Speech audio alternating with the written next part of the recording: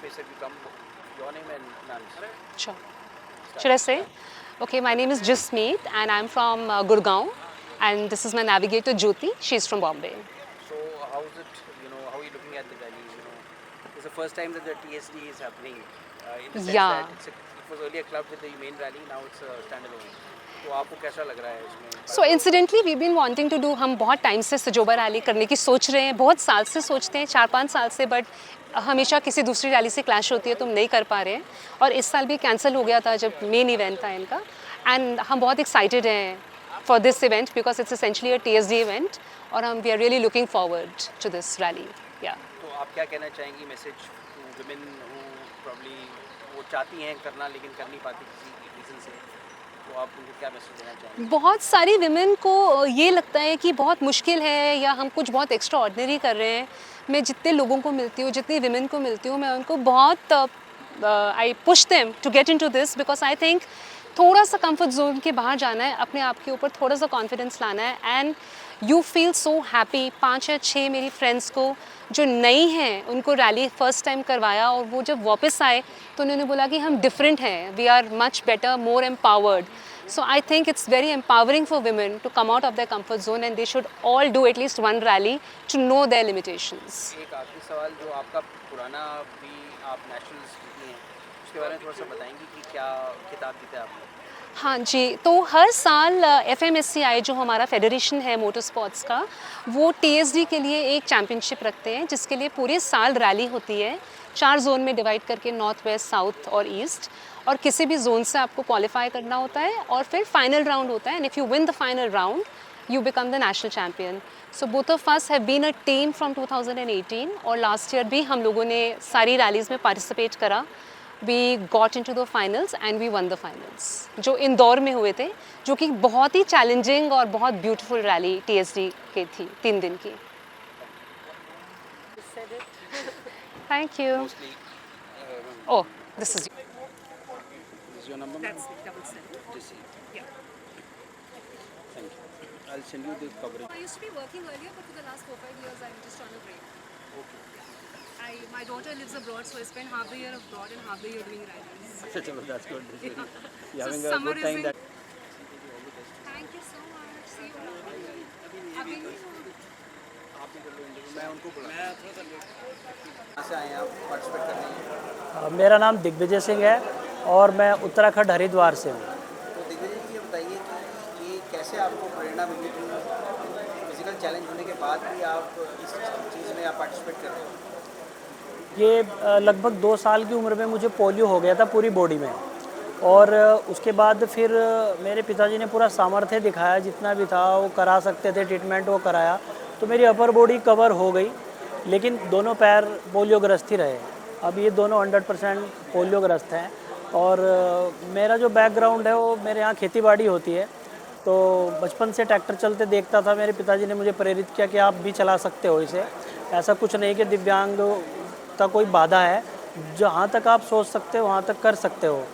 तो बस वही धारणा मेरे मन में बचपन से बैठ गई और 5वीं क्लास में सबसे पहले ट्रैक्टर चलाया खेत में और फिर धीरे धीरे मैं 8वीं क्लास तक कार चलाना शुरू कर दिया था बिना किसी अटैचमेंट लगवाए, मैनुअल गियर बॉक्स में, जो एक सामान्य व्यक्ति चलाता है. उसके बाद फिर मुझे जानकारी हुई कि मोटर स्पोर्ट्स भी होता है 2018 में, जब मैं पढ़ाई कर रहा था.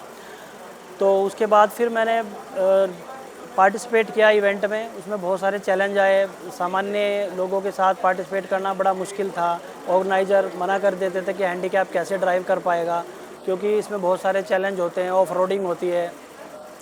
लेकिन फिर काफ़ी भाग दौड़ के बाद एक जगह चांस मिला और मैं वहाँ पे क्वालिफाई कर पाया और तब से लगभग अब तक हर प्रकार के मोटर स्पोर्ट्स में इवेंट, लगभग ये TSD रैली, एंडोरेंस रैली और ये स्प्रिंट रैली, ये लगभग मैं 10 बार कर चुका हूँ, जिनमें से 7 बार पोडियम पे पहुँच चुका हूँ, 5 बार फर्स्ट पोजीशन आ चुकी है और ये नॉर्मल में पार्टिसिपेट किया है. अब पहली बार सजोबा मोटर स्पोर्ट्स ने स्पेशल एबल्ड में कैटेगरी दी है, जिससे मुझे लगता है कि हम सबको ये अधिकार मिला है, बड़े गर्व की बात है. अब आगे से और जो डिसेबल ड्राइव करते हैं उनको भी अवसर मिलेगा. ये आप खुद चलाएंगे गाड़ी या मैम चलाएंगी और आप नेविगेट करेंगे? हाँ, एक्चुअली में क्या है, मैं प्रॉपर ड्राइवर हूँ, लेकिन मुझे ऐसा लगता था कि मुझे ये भी होना चाहिए कि जो और डिसेबल है उनको चांस मिलना चाहिए मेरे साथ में। तो अगर खाली मैं जीतने के लिए सोचता तो मैं किसी नेविगेटर को लेके आता और ड्राइव करके यहाँ से ट्रॉफ़ी उठाता, लेकिन मुझे लगता है उससे संतोष नहीं मिलेगा। और ये फर्स्ट टाइम जो मेरे इसमें दोस्त हैं प्रीति, ये नेविगेशन करना तो बड़ा मुश्किल होगा, लेकिन वो ड्राइविंग करेगी तो मैं नेविगेशन संभालूंगा अब की बार।